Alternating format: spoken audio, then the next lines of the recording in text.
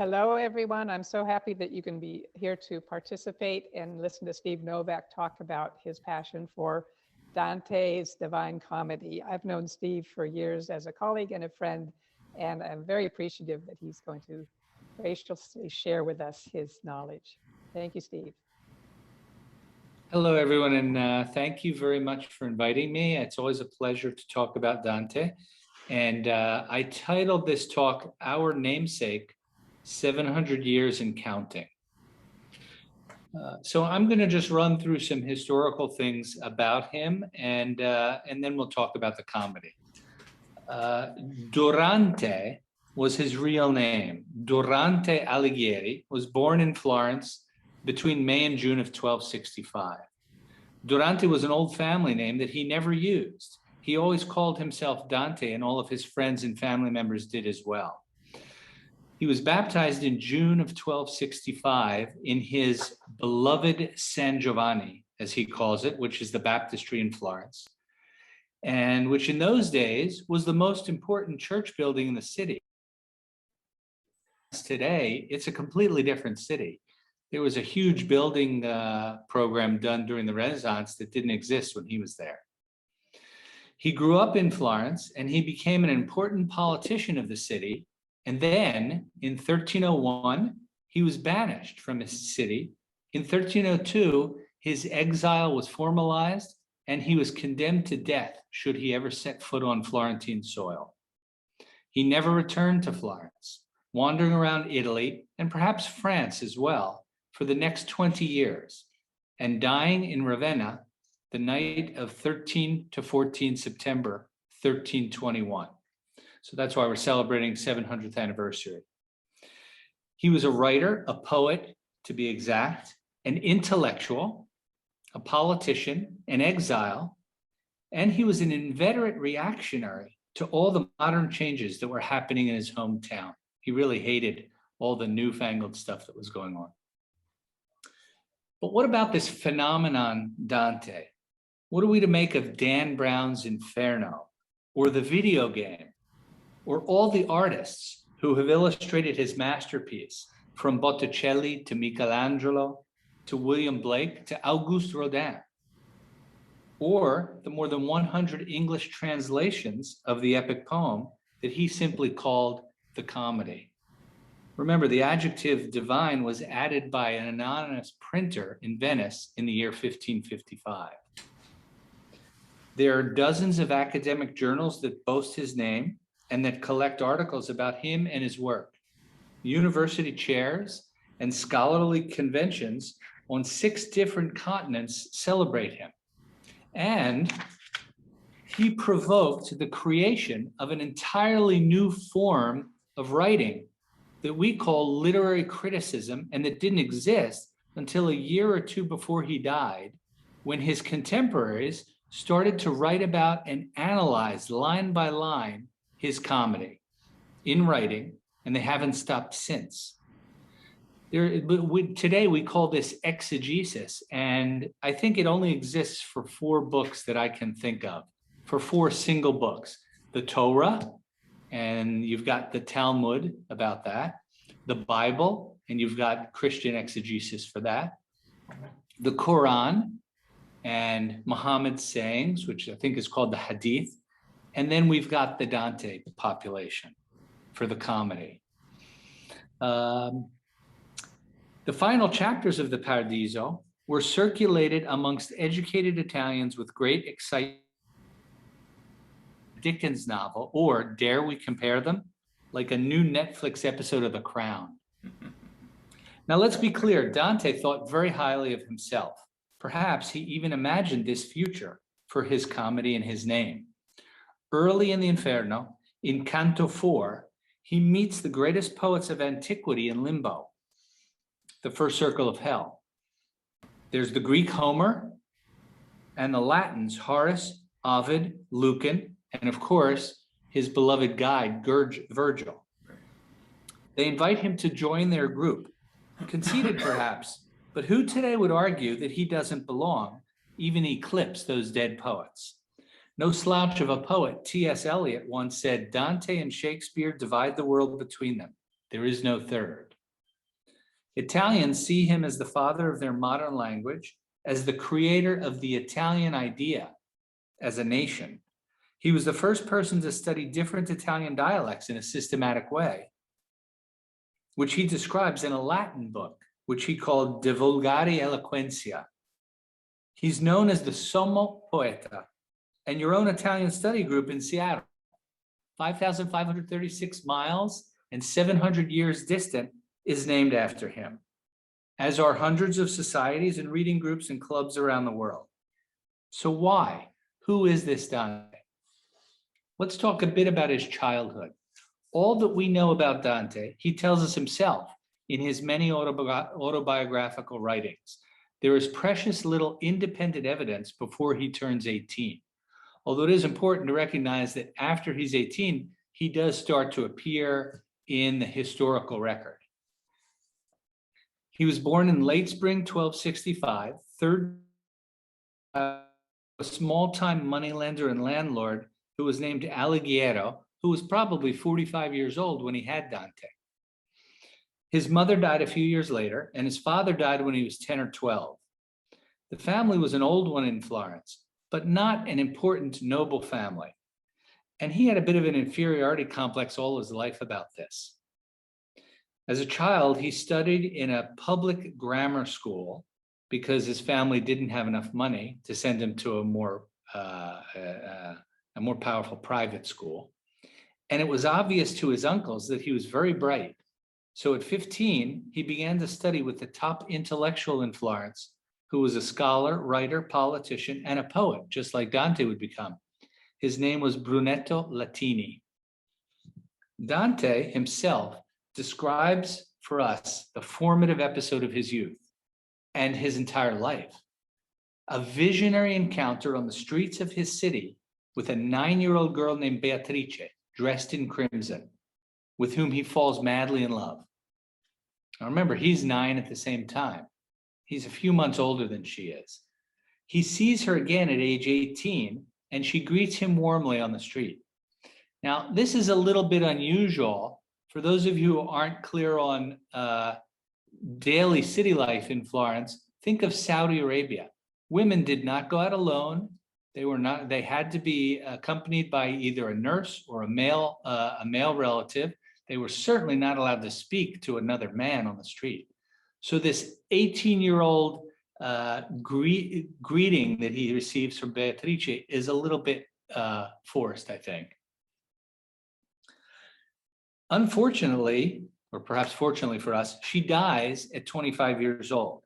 And our hero goes to, he has a heavenly vision of her when he is 27, and he decides to dedicate his great book to her. Now, you already see where I'm going with the numbers here, 9, 18, 27. Dante was an inveterate numerologist, and it works with numbers to the extent that the Kabbalah is. So he starts to write his book a few years later in about 1292, and it's a collection of 30 of his best love poems explained with prose commentary that he wrote himself. And it's called Vita Nova, and it was dedicated to Beatrice. He gives up 2/3 of the way through. He quits, and he decides that he's not writing his writing isn't worthy of Beatrice, and he swears that he will never write again in her name until he is worthy of it. All this mooning around about a wealthy banker's daughter, because she was the 200 years later, a descendant of the Portinari family would commission one of the greatest Northern Renaissance altarpieces that you can still see in the Uffizi, called the Portinari altarpiece by an artist named Hugo van der Goes that occurred up in Bruges. And that begins to show you the range of Florentine political influence in those days. So she married another man, and she married another man when she was 15 years old, a guy named Simone de Bardi, who was also from a very wealthy banker's family. Dante would probably be arrested for stalking nowadays. Don't forget that Dante is also married at the time. And he's married and was betrothed when he was only 12 years old to a young girl his age named Gemma Donati. Donati is a very important name. It comes from another noble family in Florence. So I want to switch gears and I want to talk about Florence in the 1280s. It's one of the richest cities in Europe, and by the year 1300, it's one of the largest. Think of Mercer Island to get an idea of the geography. Everybody knows how big Mercer Island is, right? Well, Florence is 1/4 the size of Mercer Island, and it has double the population in the year 1280. There are 50,000 people in Florence. After his death, so around 1330, Florence has doubled in size. So now it's half the size of Mercer Island, and it has a population of 100,000, which puts it in the 5 top cities in all of Europe. It's the financial capital of Europe. They have double entry bookkeeping there, which was invented not too long before in Venice, but very quickly was taken up by all the Florentine banking families. And it has the dollar of the Middle Ages, which was called the gold florin. And it was stamped, it was minted for the first time in the year 1252. And it was found as far afield as Afghanistan and the African coast. It was considered good for your debts. Cloth manufacture, in particular fine wool, was the main product, and banking was everywhere. So think of London or New York City today as far as the banking capital. But because it was rapidly expanding, there was a rapid influx of immigrants from the countryside looking for work and for money. Dante was very preoccupied with these changes. He decried them all. He hated all these modern changes that were occurring to his city, and he looked back to a time when it was more chivalrous. Very reactionary against the nouveau riche families in particular, and he worries a lot about his lineage. Politically, Florence is a city-state.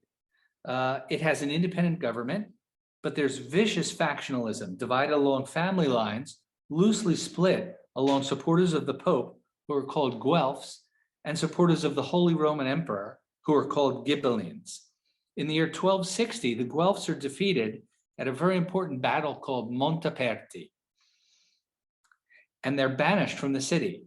6 years later, the year after Dante's birth, there's a Italian-wide battle where King Manfred, the king of Sicily, and he couldn't be the Holy Roman Emperor because he was the bastard son of, so he was not allowed to be crowned emperor.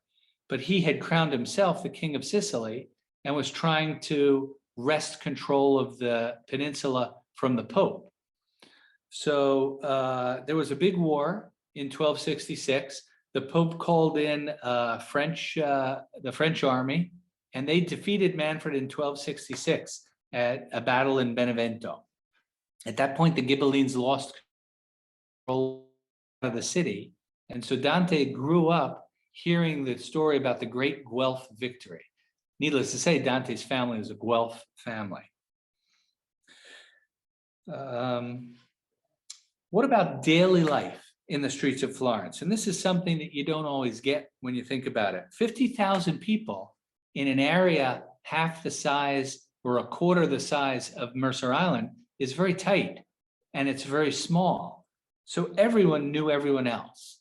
And as far as the well-to-do families, everyone was related to everyone else. So Dante's wife, Gemma Donati, is a third cousin of Corso Donati, who, aside from being a terrible criminal and a murderer, is also the leader of one of the parties of the Guelphs. There was also lots of street fighting. So violence between rival gangs. Think of Romeo and Juliet, who, by the way, were Guelphs and Ghibelline families.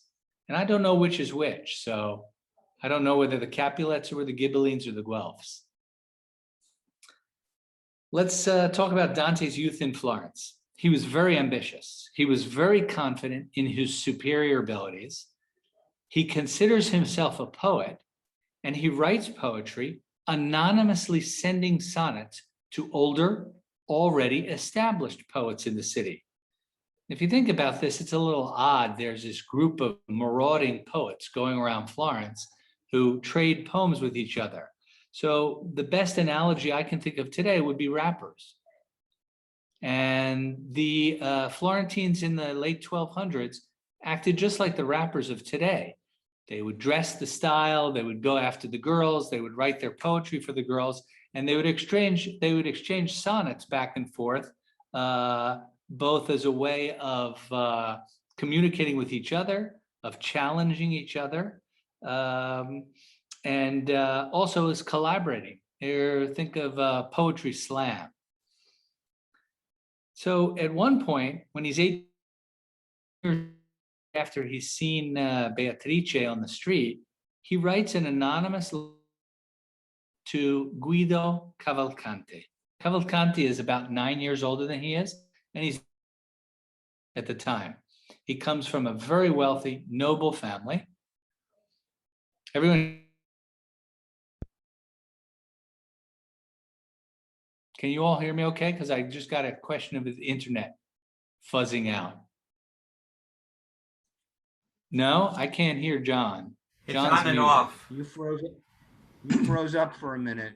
Did I? All right, well, I'll just continue. But Guido Cavalcanti, stop me if I, please. Guido Cavalcanti is the best poet in Italy. He's about 9 years older than Dante. And he is a leader of the opposite faction of the Guelph party that is in Florence at the time. The sonnet exchanges that occurred between these poets were called, and they would often go back and forth. Can't hear me, Dan? Steve, I think you should Yeah. proceed. I think you should proceed because there's a little break, but then we hear you. So it's just a second lag. Okay. All right. It looks, let me just check one thing real quick. Well, I don't know if I can check it here. All right, I'll just continue. But if there's a big break, please stop me. Sometimes these back and forth exchanges were extremely vulgar. They often included offenses. They would attack each other, sometimes in a jesting way, sometimes not so much so.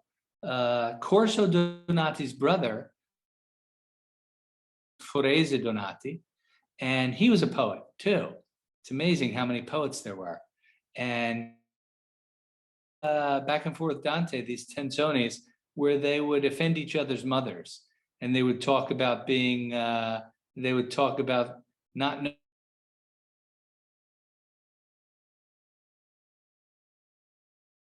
Sometimes they would border on the sublime. In 1283, Guido receives this anonymous sonnet, and he reads it and is very impressed. And he thinks to himself, I've got to meet this person. So he writes back to his younger colleague, this wannabe famous poet, and they become friends. And Guido becomes a mentor to Dante. And the two of them and several others start to write poetry in the dolce stile novo, the beautiful new style, where it's based on chivalrous poetry. There's always a love interest involved. And as I was saying with these tenzoni, they went back and forth with many different poets involved. So now I'm going to career. We have a little bit of an idea now what Dante's youth was like, but now he's getting to an age where he's got to decide what to do with his life, and he decides to go into politics. His education was designed on the trivium and the quadrivium, the classic scholastic principles in Latin. And he is an excellent writer in Latin. And so he gets hired to start writing letters for the government of the city. He writes personal letters for wealthy people. Think of Cyrano de Bergerac. and he writes letters for ambassadors. In the late 1200s, all nobles are banned from holding public office in Italy, in Florence. The city decides to ban any nobility. So someone like Guido Cavalcanti or Corso Donati, who come from noble families, are no longer allowed to be involved in political life in the city. They eliminate the Capitano del Popolo, who was sort of like a mayor and who was always chosen from outside the city. So Florence never had a mayor who was from Florence. The mayor was always taken from another city because they were always fighting with each other. And so they felt that the only way to get an impartial mayor was to get someone from outside. So the Florentines in the late 1290s eliminate that position, and they decide to make a mayor of 6 people. And they're called the priors. And there are 6, and each neighborhood elects one prior for a 2-month period. They did not want you to hang around and, as they say today in Italy, hang on to your poltrona. They didn't want you to keep your political chair. So the 6 priors are chosen. They can only serve for 2 months, and then they have to wait at least 2 years before they're up for election again. Since the nobility have been excluded, the only way to be elected as a prior is to have a job. So Dante joins a guild, and he joins. So now he's a member of a guild. He never practices pharmacy, but now he's allowed to start becoming a politician. And so he very rapidly rises up as a politician, mostly through his letter writing and through the fact that he knows everyone in town. Advantage of his skills, and we actually have some letters that he wrote at that time. Finally, in June 14 of 1300, he is elected prior for his neighborhood, San Pier Maggiore. Just as this happens, there are riots in the city, and the Guelphs and the Guelph party has split the year before into 2 groups, the blacks and the whites. And the typical thing in Italy is if you have 3 Italians in a room, they'll come out with 4 political parties. And because they never could get along, these 2 parties had started fighting. Remember, I told you that Corso Donati, Dante's distant cousin through marriage, is the leader of the Black Party. He has already been banished the year before from the city. Guido Cavalcanti is one of the leaders of the White Party, and Guido and Dante are good friends. During this period that they're having street fights, at a certain point, Dante is elected prior, and the 6 priors come together and decide to calm things down. The 15 most important leaders of the 2 parties, and Guido's name is on that list. And Dante votes to banish his best friend, and Guido leaves the city. He's banished from the city in June of 1300. After Dante leaves the priorship in August, the next group, who had different leanings politically, immediately invites a lot of the people back. And it's important to note that Guido is invited back, but he's been in an area where there are swamps. He's been staying in an area up on the Ligurian coast, and he catches malaria. And he comes back to Florence, and a week after his return to Florence, he dies.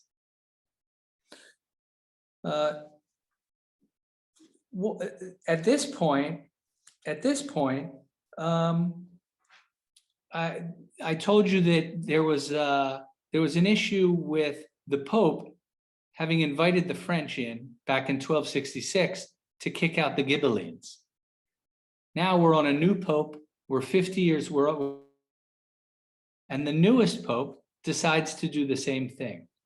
Because there's a lot of political pressure on the White Party in Florence, and the Black Party is aligned with the Pope, mostly because all the bankers belong to the Black Party and the Pope is being financed by them. Dante goes after his priorship. In the year 1301, he goes to, he's sent to Rome on an ambassadorship to try to get the Pope's approval not to invite the French in as a neutral monitor. And the Pope says, okay, that's what I'll do. He sends Dante back up to Florence.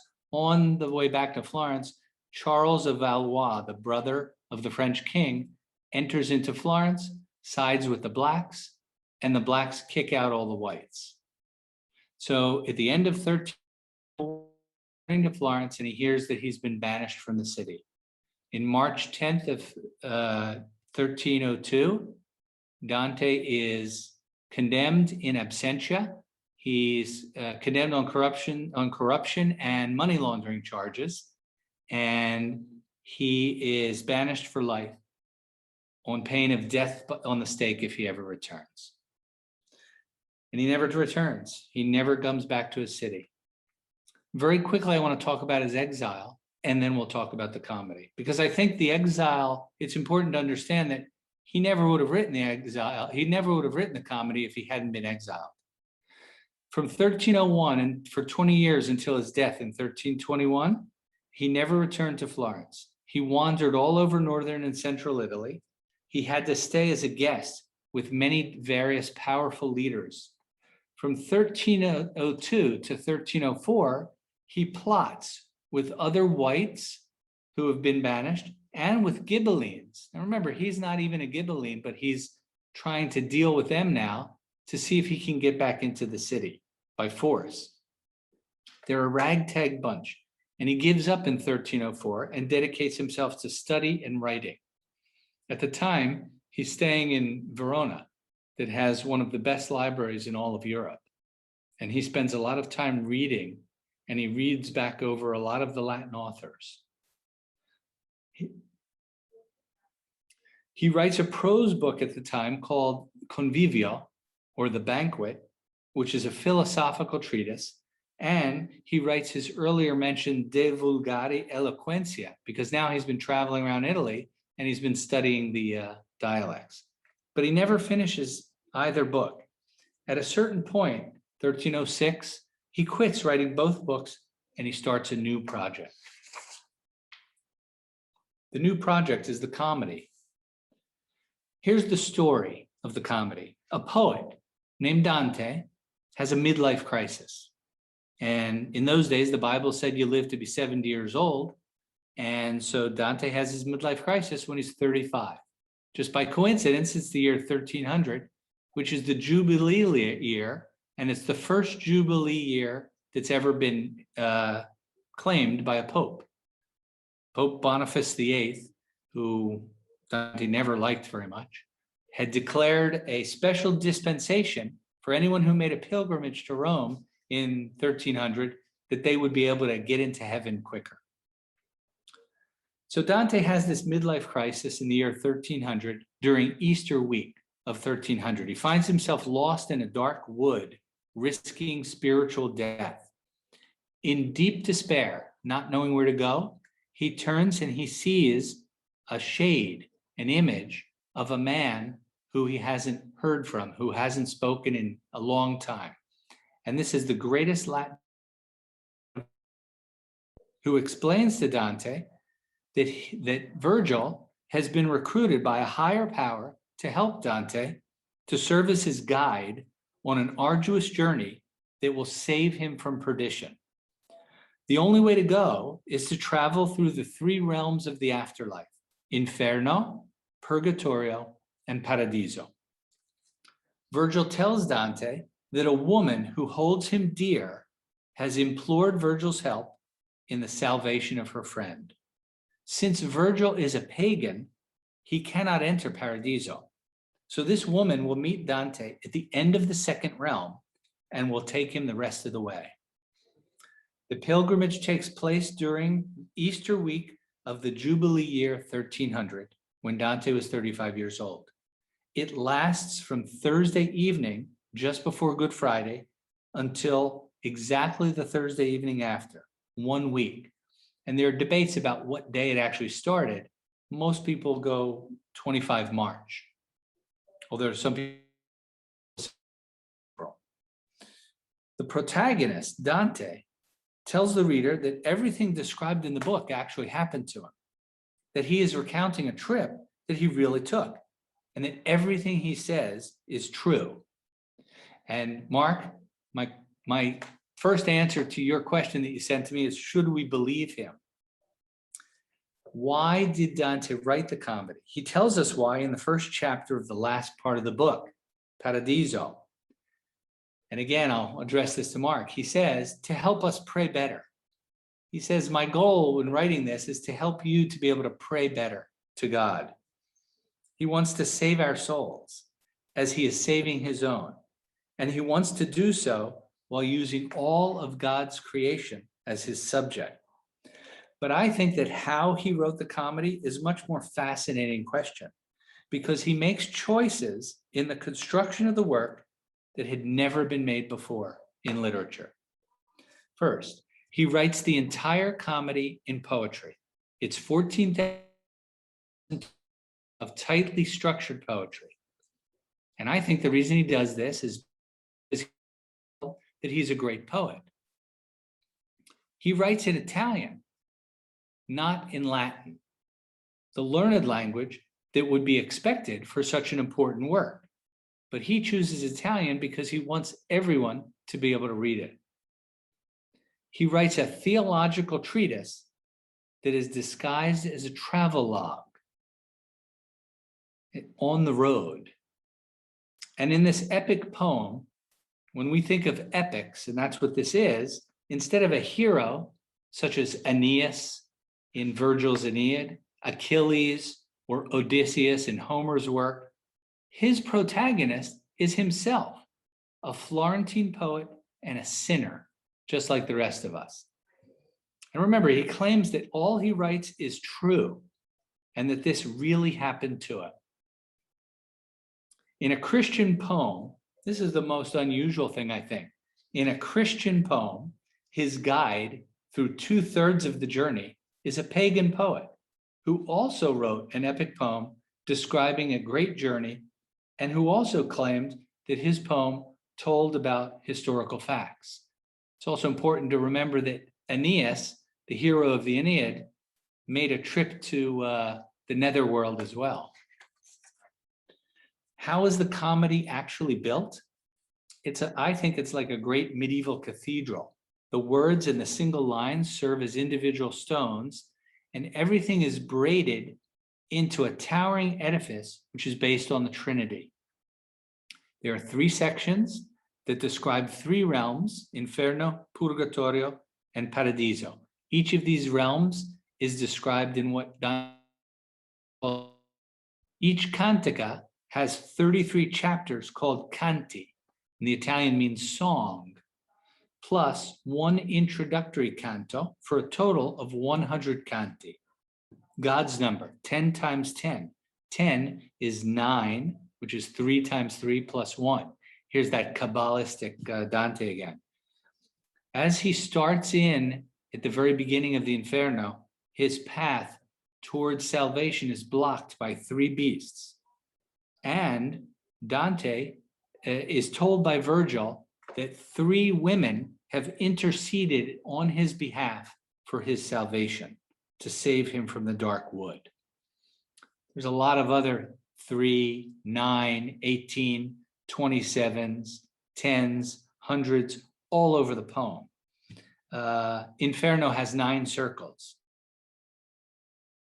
3 parts: anti-purgatory, purgatory proper, and the earthly paradise. The canti numbers 1 through 9 cover anti-purgatory. 10 through 27, the second 9 and the third 9 cover purgatory proper.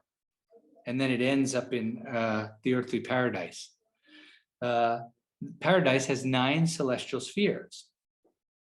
And so, of course, how could Dante have rhymed this poem if not in his own invention, terza rima? And the rhyme scheme of this is, and I'm sure you all know this, ABA, BCB, CDC, DED. So each lines rhymes with, the middle one rhymes with the next 2 of the next tercet. It's also important when you read Dante to realize that his thoughts, his explanations come out in lines of 3. You can almost always know what's going on if you look at each tercet and study it. He has lots of long run-on tercets, but that's how he focuses his thinking and the revelation of his writing.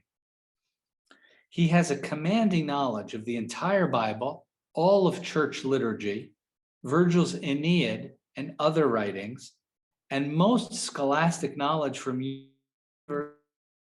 including medieval science, history, and theology, even though he never formally attended university and does not have a university degree. As I told you, he's a serious numerologist, and we'll talk a little bit more about this when I read some of the selections. I'm done talking about the construction. I would like to jump in and look at our first reading from Inferno, but I wanted to stop for a moment and see if anyone had a comment or a question briefly right now. Domenico. How did he support himself in exile? He was a letter writer. He wrote letters professionally, but he didn't get paid by letters. He was a beggar. Yeah. So he lived. He was the court intellectual, and he was well known at the time for having been an intellectual. The initial places that he stayed were usually Ghibelline cities, because the Ghibellines were very happy to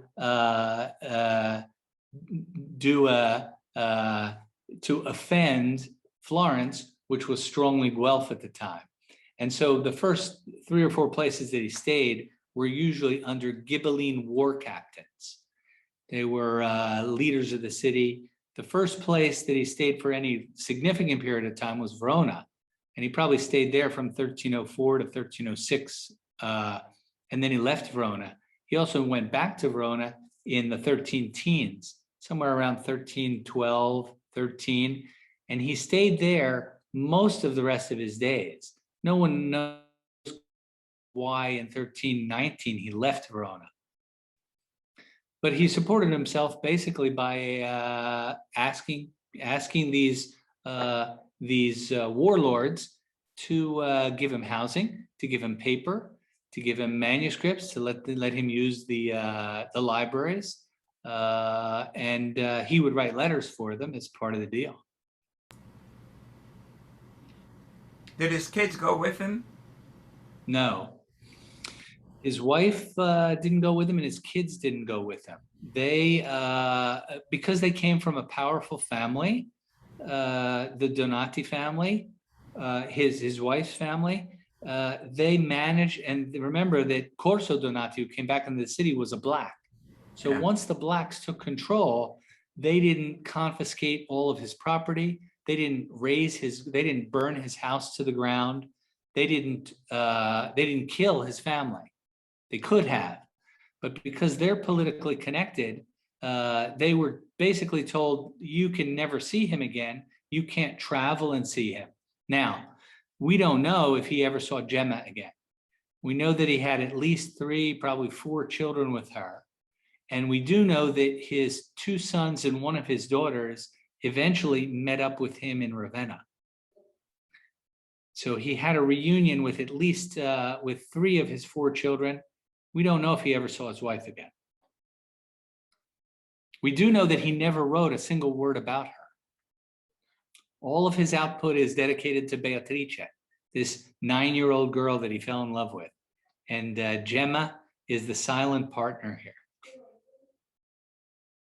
Anyone else? Steve, was Verona a Ghibelline city at that time?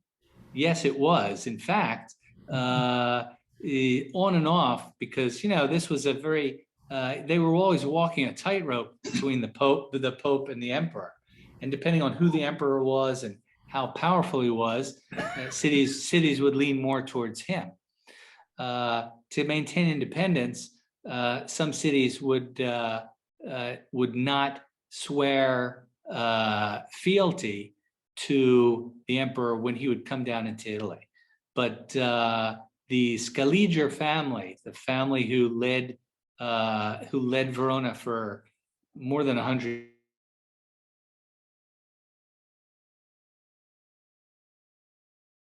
it was fiercely Ghibelline. They adopted the imperial eagle as their heraldic sign on top of the ladder. They're called the Scalliger because they use the ladder on their herald sign, and they put the imperial eagle on top of that. So yes, they were fiercely Ghibelline. As was Venice, I would imagine. No, Venice was they always went their own way. Oh, They were okay. Venice was never Ghibelline and never Guelph. They always played off both of them masterfully, always pretended that they were friends with Constantinople, even though they had raided the place 100 years before and taken it over. And they always looked to the east and tried their best to avoid politics on the peninsula. Mhm. When did Florence try to get his body back and Ravenna refused? Well, I'll tell you what. Let's talk about that after we do the Canti. Okay. We'll hold that one. Okay. Anything else? Let's go to the 10th canto. Okay. So he's well on his way with Virgil as his guide into hell. And remember, Virgil lives in hell. I mean, he lives in hell. He resides in hell. Live is not the right word. But Virgil resides in the first circle of hell.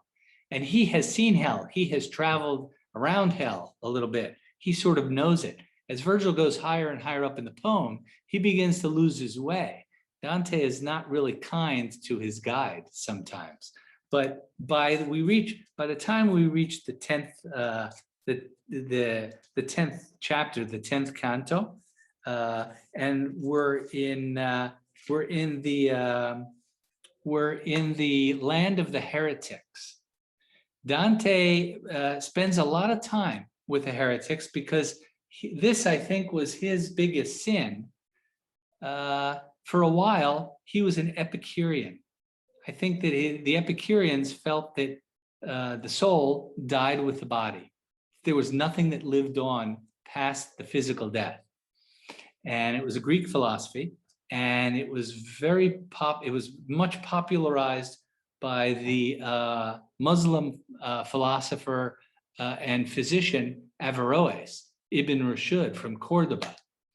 And Averroes was the great commentator on Aristotle, who is the big authority, the great authority for medieval learning. And so Epicurean thought is very popular in Florence. The preface that I'll give you to this reading that I'm going to do is that the heretics are punished, as everyone is in hell, by Dante's rule of contrapasso. What you did in life, you shall be punished by in hell. And so the heretics are all in flaming tombs where, when the last judgment comes, they will be locked up. They will be put back with their bodies and locked up.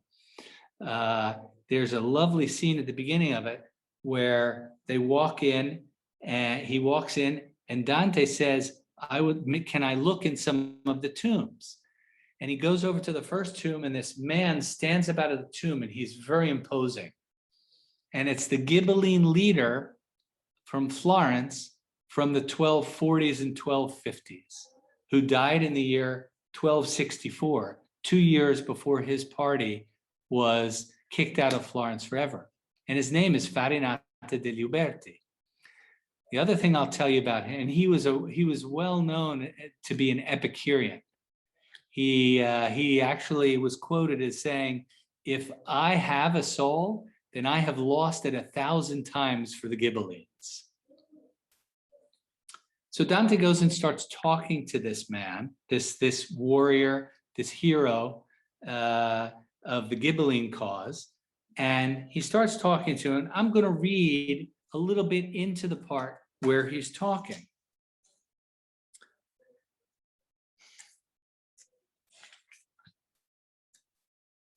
Then, besides him, so in the same tomb, another figure stands up.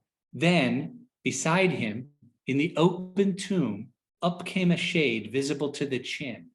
I think he had raised himself upon his knees. He looked around me as though he wished to see if someone else were with me. And when his hesitant hopes were crushed, weeping, he said, if you pass through this dark prison by virtue of your lofty genius, where is my son? And why is he not with you?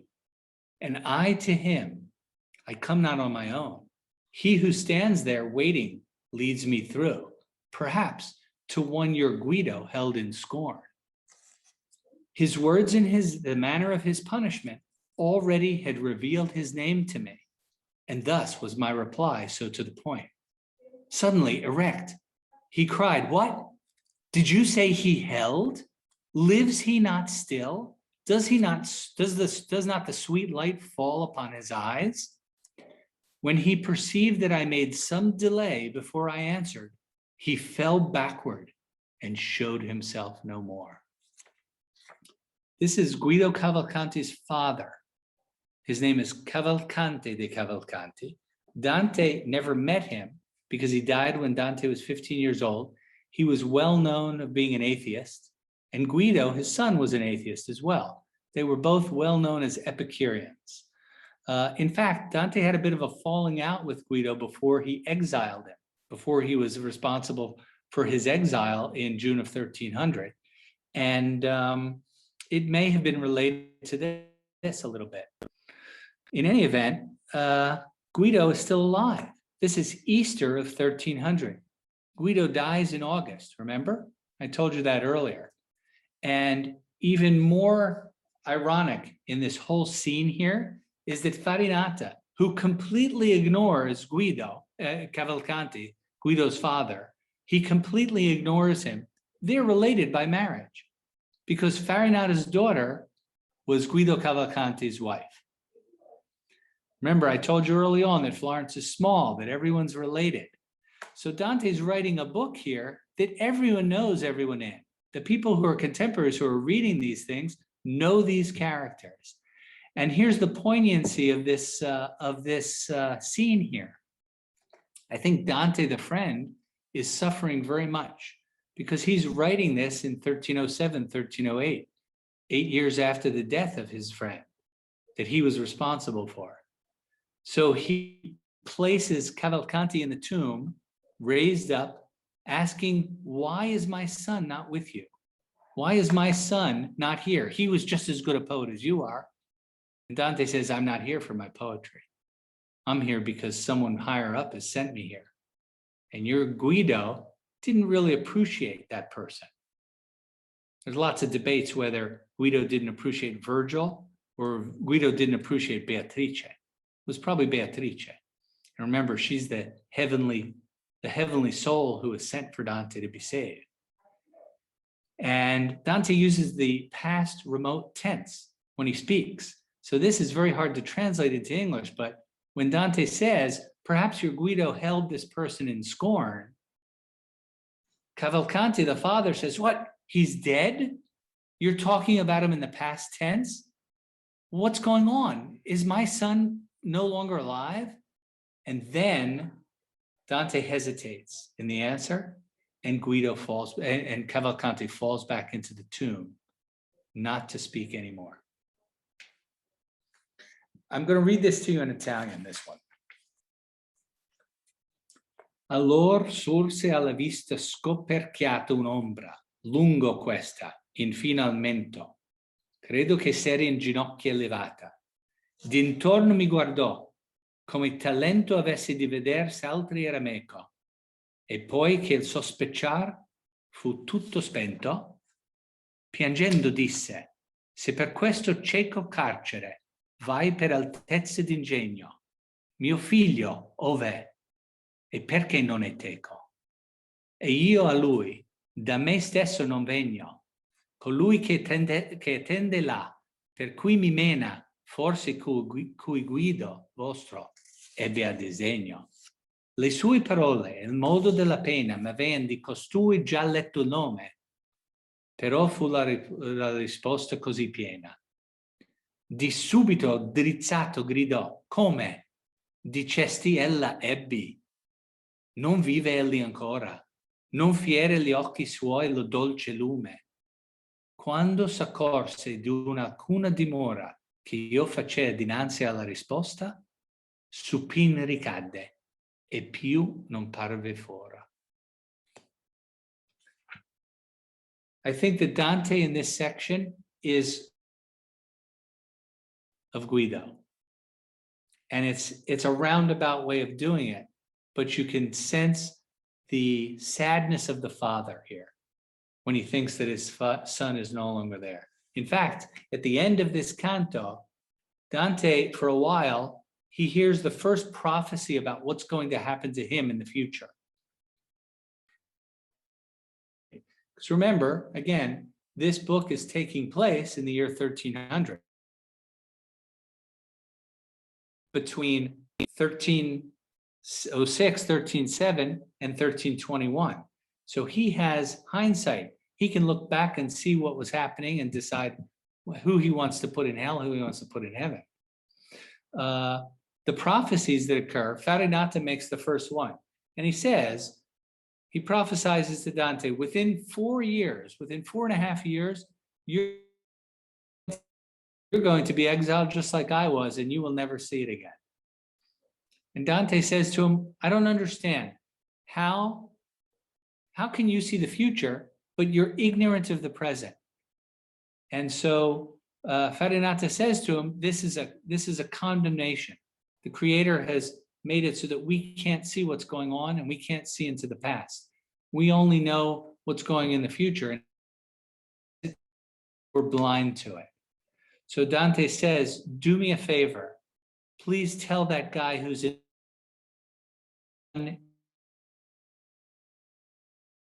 even though a few months later, Guido will die.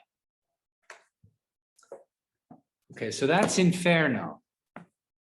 I'm going to switch to Purgatorio, and I'm going to go to Canto number 3 of Purgatorio. So Dante has made it all the way through with Virgil. He's gone all the way through Inferno. He has seen Satan, and he has climbed back out to the shores of the mountain of Purgatory. Steve, And in the first, Steve, sorry, yes, Steve, can I interrupt you just a second? yes. I think 2 people need to leave at noon, I believe, Ida and Mark. So just to let you know, in case you want to give them a chance to Okay. say any Well, I think last we're words. okay. So maybe at the end of this canto, I'll leave a little time for questions, and then we'll do Paradiso. So in the first 2 canti of this cantica, he introduces the idea of purgatory, and although he did not invent purgatory, the idea of it as a place had been batted around for about 100 years before Dante. His description of it in the Commedia basically becomes our geography of purgatory. And when you think about purgatory today, it's Dante's Purgatory. We're going to go to the third canto, where they reach the base of the cliff. And remember, Virgil has never been here, so he does not know where he's going now. So he has to ask for directions. And this chapter, this canto describes who are called the late repentant, or the people who asked for forgiveness at the very end of their lives, just in time to be saved.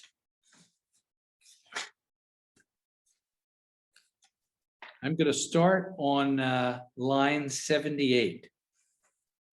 As sheep come through a gate, by ones, by twos, by threes, and all the others trail behind, timidly, nose to the ground, and what the first does, the others do.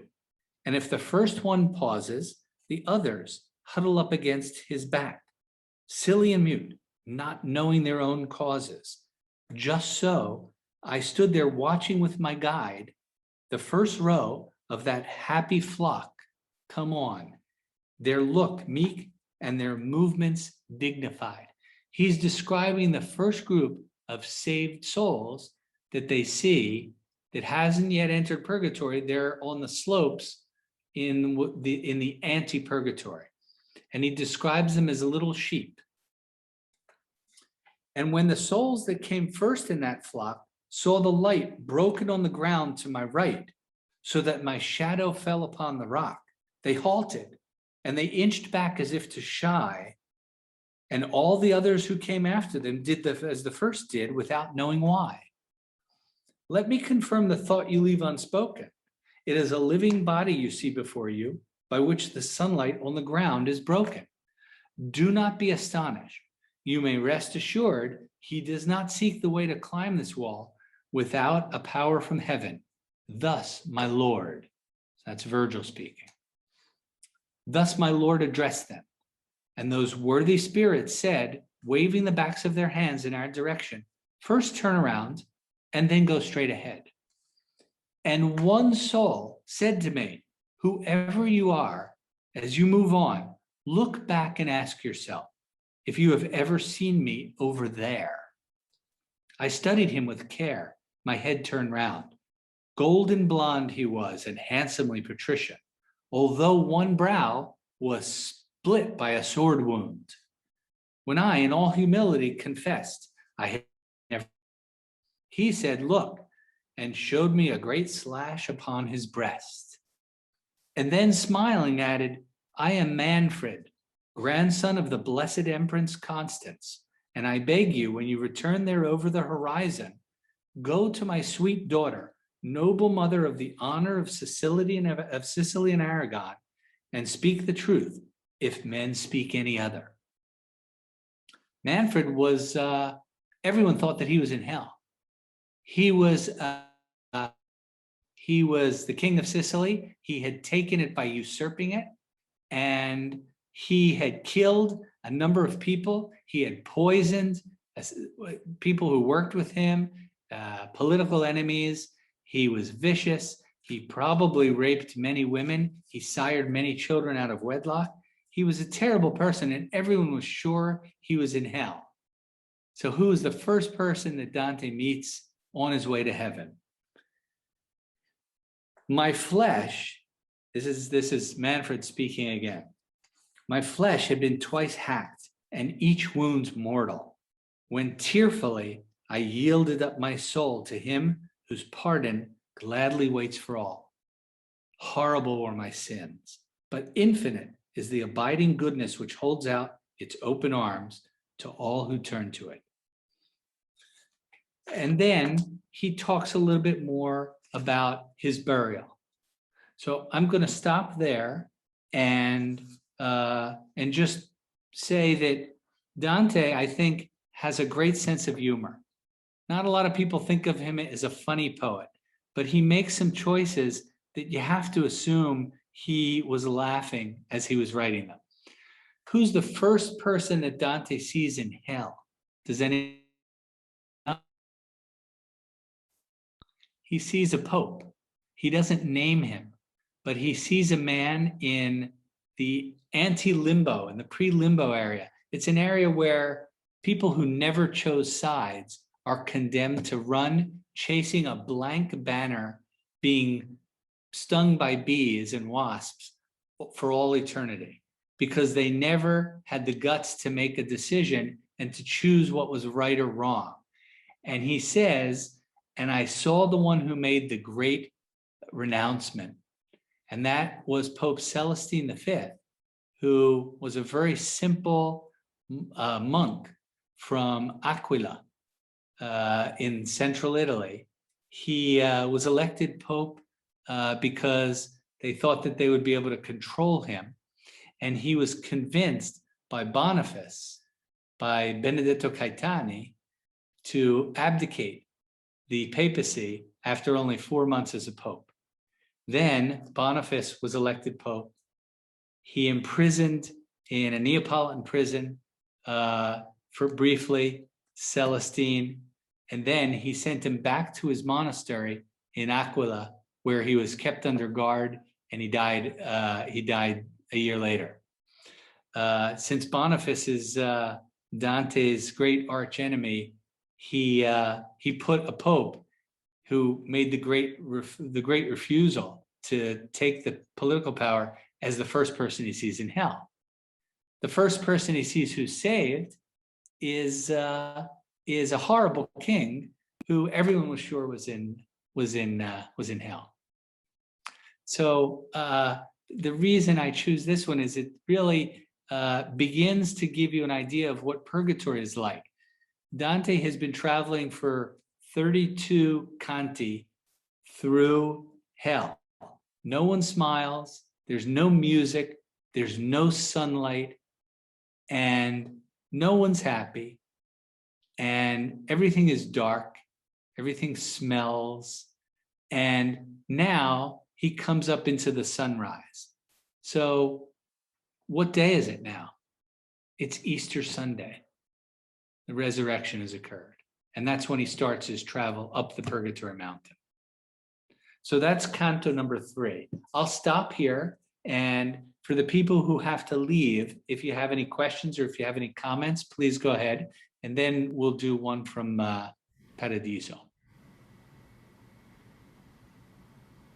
Yes, Steve, I don't know if this is can you hear me? Yes, I can hear you fine. When you spoke about numbers that persist during the Commedia, there is one number that you didn't mention, number 30. And why do you think number 30 should be mentioned? I wish I remember now what I read. It has something to do, again, with numbers. And when you were naming all of the numbers, I expected you to also say 30, and you didn't. I was wondering if you know anything about that. Oh, Domenico, did you have an answer? Because he really focuses on 100 a lot. Yeah, no, there were some notes in Hollander that if someone is on the cusp of being saved or not saved, if you say 30 masses for them after the death, they're rescued. Right. No, well, they're right. They're condemned. The contumacious, the souls who are saved but are not yet allowed to enter purgatory, if they were excommunicated by the church, they are required to spend 30 times the amount of time in anti-purgatory that they were out of the church. So Manfred was excommunicated for, I think, something like 7 years. So Dante actually is calculating that he'll have to spend 210 years traveling around, walking around slowly the mountain. Okay, and just a point to add here is when Dante and Virgil start traveling, they're going the wrong way. They're traveling to the left around the mountain. Yes, they're traveling clockwise around the mountain, but now that they're saved, they should be traveling to the right. And they meet the souls walking to the right, walking counterclockwise. If you look back in Inferno, they're always traveling to the left. All of the condemned souls and Dante and Virgil always walk to the left in Inferno, the mancino, the sinistro, right? Yeah. So yes, Dante was a man of the Middle Ages. He was not a Renaissance man, and so I'm not sure why 30 in particular. But the other point is in Purgatory, 7 is an important number because you have seven levels for the seven mortal sins that are going to be purged while you're in Purgatory. Just to give you another example of what a crazy numerologist he was, this canto that I just read a selection from, the Hollander and many other experts say that this is the most Virgilian of all the canti in the poem. That Dante wrote this to celebrate Virgil, even though he treats Virgil very shabbily at the beginning of it. Virgil gets yelled at by the guardian. He feels bad. He's looking down, trying to figure out which way to go instead of looking up, when the allusion should be to looking up towards the peak. Towards where God is, to be enlightened. And so this canto has, I think, 149 or 148 lines in it. And the first 49 are an explanation of the shadows, the body, Virgil's body. He died in Brindisi, but then he was brought to Naples, and he lies in Naples. And Dante's body casts a shadow now that there's sunlight. And then after 49, the canto then has exactly 100 lines that are split into 3 sections. And the 3 sections sing about the 3 things that Virgil sings about in his great book, when he says, I sing about pastures and rural life and kings. So what does Dante do in this canto? He first talks about rural life, because they're in this lost area before they've reached the purgatory. There are no souls around, they're in an empty space. And then the second part, he talks about sheep without the pastore, without the shepherd. Because the shepherd is up in the sky, up in Paradiso. And then the third part is split into the king.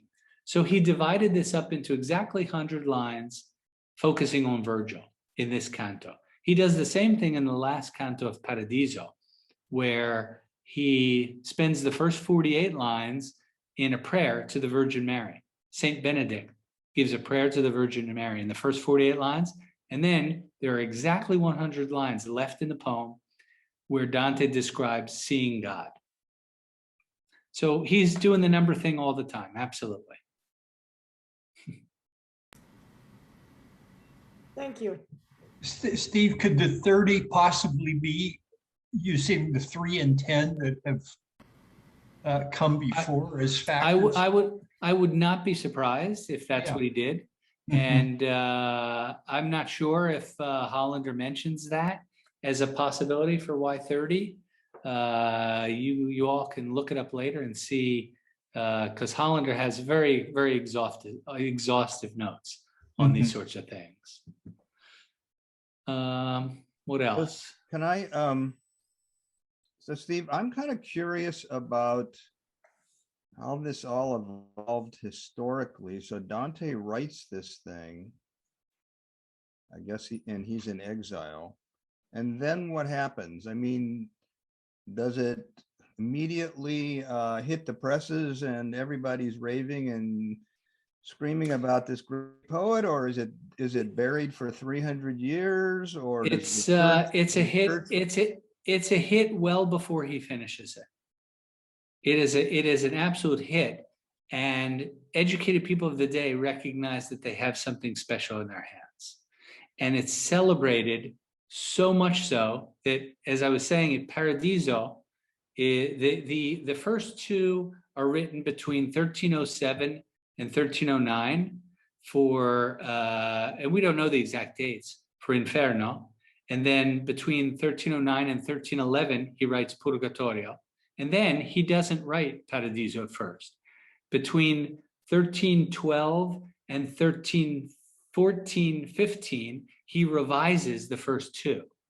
So if the scholars, the experts in Dante scholarship, are very clear on the fact that the Paradiso was never revised. It's a little bit rougher edged than the first 2. The first 2 are more polished because he spent a couple of years actually revising them. But while he was revising them, they were already being copied by hand and circulated, and they were extremely popular because not only are they talking about people who have recently died, Dante uses a trick. Sometimes he'll put people in hell who haven't died yet. Sometimes he'll say, because remember, people in hell can't see the present, but they can see the future. So when he's in the eighth circle of the simoniacs, the churchmen who sell indulgences for money, and he puts the popes upside down in these sacks, in these bolge, with fire burning their feet. And so he sees one whose feet are banging a lot, and he thinks he knows who he is, And his Virgil, his guide, says, oh, you can go kick him because he was terrible. And Dante goes over and kicks him. And the guy in the sack says, is that you, Boniface? Already arrived? How could you have gotten here so early? My forethought told me you were going to live for another 3 years. What's going on? So he puts the current Pope in hell. And so people were reading this and eating it up. They love it.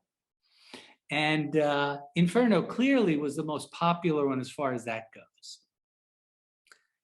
As he's writing Paradiso, each canto, he would finish them and then he would send them out. I think of an even more, well, Boccaccio, the writer of the Decameron, who is of the next generation, was a paid lecturer for the city of Florence. The city of Florence gave him a stipend so that he would lecture and read out loud the comedy. And so he stood in the Badia church and gave lectures just like I'm doing today, 670 years ago. And so he was the first paid lecturer in Dante. But like I said, some of his contemporaries were already writing exegesis on what the poem meant.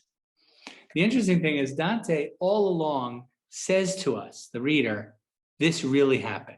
Now, I don't think any of us believe this really happened, but his big argument was with Thomas Aquinas. Thomas Aquinas said, poets are liars. They might write nice poetry, but don't believe anything they say. And Dante's writing this poem to save us. He does believe. He feels that he was saved by coming back to the true God after he had dallied with philosophy for a while, with Epicureanism. And so this is an answer to Thomas Aquinas. He says, no, we poets can tell the truth. I am telling the truth here. Sure, it's an allegory, but this really happened to me. And Steve, I have a question. Dante never returned to Florence. Why? Because he could have, it sounds like. No, he could not return to Florence. He was never given grace. He was never given a pardon. In the year 1314, Florence was in trouble. Florence was short on money. The Ghibellines had a lot of power, and they offered the Guelphs amnesty. They said, all you have to do is pay a fine, come in, publicly humiliate yourself, basically. Publicly say, yeah, I'm guilty, and we'll let you back in. And that was offered to Dante and to many other people who had been exiled for 12 years. And Dante said, no way. He said, there is no way I am admitting that I did anything wrong, because I didn't. And if I have to stay away from the city forever, then stay away I shall. But I will not come back to Florence unless it's to receive the laurel wreath of the poet in my beloved San Giovanni. I mean, yet his presence was felt because of all the things he was writing, and they were reading him in Florence. They were loving it, and the politicians were short-sighted. And to get to this question of Ravenna, he spent the last 2 years of his life as Ravenna. He was an honored guest at the court there. He was an important ambassador, wrote letters, as we said, and did important ambassador work for Guido da Polenta, who was the nephew of Francesca da Rimini, who was made famous in the 5th canto of Inferno. And Guido da Polenta accepted him into his house. He traveled some still. He went to Verona, we know, and he went to Bologna from Ravenna during the last 2 years of his life. He was sent in August of 1321 to Venice on a diplomatic mission. And the Venetians, they were big merchants. They weren't very big on culture. They didn't, I don't know if they read Dante. They didn't care about his reputation as a poet. And so after he was finished, they didn't really do what Guido da Polenta was trying to do, what Dante had come to do. And he asked for a boat to bring him back by sea, and they refused. So he traveled by horseback and by small boat through the marshy land south of Venice, caught malaria, and died when he was 56 years old. His body was buried in Ravenna, and the Florentines started to ask back for it the day after.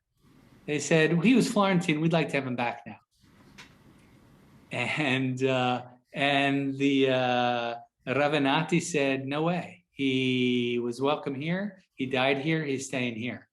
And that would be a story for another lecture, to talk about what happened to Dante's bones after he died. Suffice it to say that today he is in a small tomb that has a bas-relief sculpture over it that is right downtown in Ravenna, and in front of which they did La Commedia in Perpetua during the year of 2021, readings of each canto in front of the tomb. Each night a canto was read. And didn't they do something to protect his bones during World War II, to protect them from being bombed or something? Oh yeah, they moved them away, but I'm not sure where. But the interesting story was in the early 1800s. In the early 1800s, the Grand Ducato of Tuscany took over Ravenna. So as the Papal States, Ravenna was part of the Papal States. As the Papal States were losing political power, the Grand Duchy of Tuscany took over that area and sent soldiers in to collect his bones and to bring them back to Florence. And they found an empty tomb. And they tortured some monks, and no one ever gave it up. And I think it was 50 years later or more that they found his bones and put them back where they'd been hidden. So I think they're always going to stay. When you go to Florence today and you visit Santa Croce, which is the Westminster Abbey of Florence, of Italy, really, there are tombs that have everyone in there. Michelangelo's buried in there. Ugo Foscolo is buried in there. There are, like I said, it's a who's who of famous Italians. There is a tomb of Dante Alighieri, and there's also his sculpture right outside on the steps of Santa Croce Church.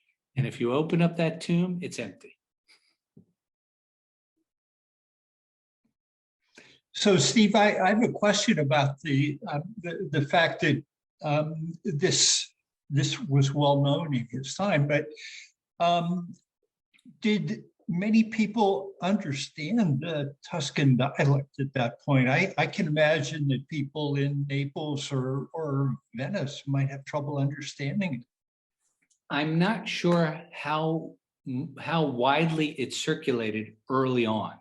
Mm-hmm. It certainly circulated all throughout northern and central Italy, and as far as Rome. There are commentators, mostly are Tuscan early on. There are, and really, remember that Florence is the banking capital of Europe. So if you're going to speak Italian, if you're going to use Italian for communication, you're probably using Tuscan. The only exception to that is toward the east. So today, if you go down the coast of Dalmatia, Croatia, if you travel in Montenegro or in Albania and you speak Italian there, they speak Venetian. And the Greek islands, they spoke Venetian. But they're not so different that you can't understand a fair amount of it. The other thing is, although Dante writes in the Tuscan dialect, and his book really makes the Tuscan dialect into modern Italian, remember, he studied dialects all over the country, and at least as far as Naples, and he includes dialect words in the comedy. There are thousands of dialect words in the comedy, but there are hundreds that are the last word in many of the lines. And what he does is he takes advantage of dialect words in his rhyme scheme. Yeah. So the section that I read from Guido, from Cavallante, falling back into the tomb, he says, the last line I read to you is, e più non parve fora, not fuori. He doesn't use the Tuscan word. He uses the Venetian word, the Veneto word. And he does that all the time.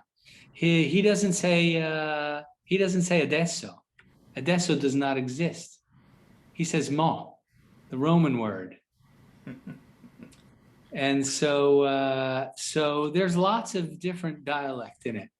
There's a scene in Paradiso where he meets the most famous of the French Languedoc troubadours, who he spoke the language, and he writes a 14-line sonnet in Languedoc. And I forget which canto that's in, but it's spectacular because you look at that and you say, wow, this guy really knew what he was doing. Because here he's writing a sonnet in Languedoc in imitation of Arnaud Daniel, who was the most famous troubadour from there. So he used language from everywhere he could. Pretty impressive. Domenico? I just want to put a plug in for Pope Celestine, later Saint Yes. Celestine. The one Yes. good thing he did, he was elected because of an impasse of the papal conclave. So when he was Yes. Pope, he revalidated the Gregorian rules about papal conclaves, which are still in use today. And the reason I'm particularly like him is because he was born in my parents' hometown, Sant'Angelo Limosano, Provincia di Campobasso, which is now part of Yeah. Molise, which used to be Abruzzo Molise before. So he's our Yeah. guy. Right. So that's the name of the town he was born in? Because I always thought it was Morrone is the name of the bigger town right nearby. Right. It was Right? Morone, which is near Sarnia. But the little town was Sant'Angelo Limosano, according Okay. to tradition, but who knows? Ah, okay. Wow. All right. Well, we'll give him credit. Steve, I have one comment to make, and I'm so glad you explained the way that he used the dialects. Because as I'm Yes. listening, when I am familiar with the Veneto dialect, and so I noticed there's a lot of word, and I kept saying to myself, but this is the Veneto dialect. He throws a lot of Veneto This in. is the first time that I hear somebody make such comment. So I'm really glad that you explained that. Oh, thank you. Well, I said he used things from all over. I don't think that he used anything from Piemonte, and he uses precious little from Milano. He never spent time in Milano. I mean, I'm sure he visited it, but he spent a lot of time in Verona. He spent a lot of time in Liguria. And I vacation in Liguria. And so that's why that's one of the reasons I like the third canto of Purgatory so much, because he has a tercet in there where he describes looking up at Mount Purgatory and saying, how are we going to climb this without wings? Yeah. Virgil says, I don't see how we can easily climb this without wings. Right. It's so steep. And Dante says, from Lerici to Turbia, I think that this mountain doesn't have anything that's as easy as you see in Liguria. And he lived in a town called Sarzana for a while, which ironically he enjoyed very much. He was very happy there. I'm not sure why he left it, but he was a guest of the Malaspina family, which was a Ghibelline family, and ironically, that's where his friend Guido caught malaria, because Guido was exiled to Sarzana. And if you speak Italian and you don't know it, you should read Guido's Ballettata, which is the last poem he ever wrote, which is a poem that he wrote in exile while he was sick, before he was invited back into Florence, where he writes this poem, this love poem to his love and to his city, saying, I don't think I'm going to make it back. Very Oh, pretty. it's Ballacata by Guido Cavalcanti. Cavalcante. Guido Cavalcanti. It's called the. I'm on the. I don't know what day it is. The 23rd that you're gonna send this out to everyone. I'm gonna give Janet a reading list of some things for you. Okay. Okay, so I'll include that because Oh, that's okay. It's lovely to see that. Yeah. Well, I can read Italian fluently, and so, but again, as I was reading some of the sonnet, I noticed this dialect words here and there. And Yeah. I'm saying to myself, and I never had anybody, and I have listened to a lot of lecture in Dante, that you're the first person that I know that explained that to me. Well, I can't take credit for it. Hollander writes about it a lot. There are Italian commentators who write about it a lot, obviously, because being Italian, they have more experience, especially if they're not from Tuscany. They have more experience with the different dialects and perhaps have studied them. But I like the dialects very much. And so I can't speak any dialect. I understand Venetian. And I used to understand Neapolitan. Oh, did you? That's because I lived in Naples for 7 years. Oh, and I used to take care of Neapolitan kids. Oh. And the mothers, I was in the province of Napoli, and the mothers would come to me and they would speak only dialect. And I would say to them, Signora, please, you have an American doctor here, so meet me halfway, speak to me in Italian. and they would say, ma dottor, voi siete troppo simpatico, mi viene solo in dialetto. Well, that's a sign of familiarity when they approach you in a dialect. Oh, absolutely, yeah. Right. Unless they don't know Italian. Unless they don't know Italian, right? Yeah. Should we do the Paradiso? Do we have time to read a short selection from the Paradiso? 5 minutes. Yeah, I think that works, Steve. I think 5 minutes. Zoom will kick us out in 15, I think. Okay. Chapter 17. And again, we were talking about numerology. Chapter 17 is the exact middle of Purgatorio. And Dante chooses the middle of Paradiso. Dante chooses the middle of each cantica to do some important philosophizing. And so if you look at the 17th in each one, there's important things going on that Dante purposely chooses for that reason. Also, by the same analogy, the 50th canto, the 49th and 50th, which are exactly in the middle of the entire work, have important points to them that you need to look at if you're reading the whole thing.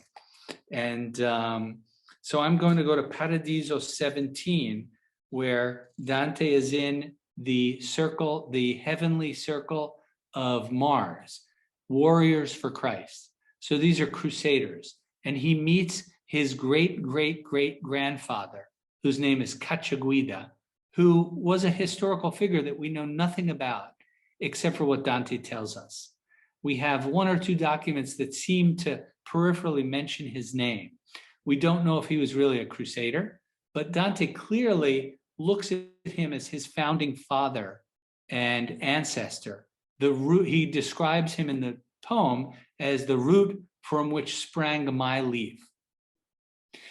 And he says, when he meets Cacciaguida, thank you for all you did. And Cacciaguida says, yeah, Florence was a much nicer place when I was there. Now it's all these nouveau riche, it's all these political factions, it's everyone trying to make a buck. In my day, we fought for Christ, and I was a crusader. We don't know if he really was, but Dante says he was. They get to a certain point, and Dante says to him, I would like to know more about my future. So back to numerology. Remember, I told you that there are prophecies in this. There are 4 prophecies of the future in the Inferno. There are 4 prophecies, only a single prophecy in Paradiso, and it's this one. And each prophecy, each of the 4 and 4 are fairly short. 3 lines, 6 lines maximum. Add up the numbers of all the lines of the prophecies before this one, and it equals the number of lines in this prophecy. So he was really making a lot of effort to tie this thing together. And here is the prophecy in English. He says, as Hippolytus was forced to flee from Athens because of his stepmother, treacherous and fierce, so shall you be forced to flee from Florence. This is the plan already set in motion that soon will bring success to him who plots it, where Christ is bought and sold all day. The populace shall blame the injured party, as it always does, but vengeance shall bear witness to the truth that metes it out. You shall leave behind all you most dearly love, and that shall be the arrow first loosed from exile's bow. You shall learn how salt is the taste of another man's bread, and how hard is the way going down and then up another man's stair. In Italian, tu lascerai ogni cosa diletta più caramente, e questo è quello strale che l'arco dell'esilio pria saetta. Tu proverai sì come sa di sale lo pane altrui, e come è duro calle lo scendere e il salir per l'altrui scale. I think they're the greatest words ever written about exile. And I'll end on saying that everyone who's been to Tuscany or been to Florence knows exactly what he was talking about when he said, tu proverai di come sa di sale lo pane altrui. Because they bake their bread without any salt in it, right? So when he left, he had to eat salty bread the rest of his life. And the ironic thing is, for 400 years of commentary, for 350 years of commentary, no one said that that was the reason he wrote that. No commentator on the Commedia said, well, it's obvious. He's writing about saltless bread in Tuscany. And at a certain point, I think it was around 1600 sometime, an important commentator to the comedy wrote, he's talking about how bitter it is, how it's like bitter tears, and it doesn't have to do with the bread thing. He actually writes that in the commentary. So people had talked about it, but the serious commentators had all completely discounted it. I personally think it could be nothing else. So I will end here. Any finishing questions or comments?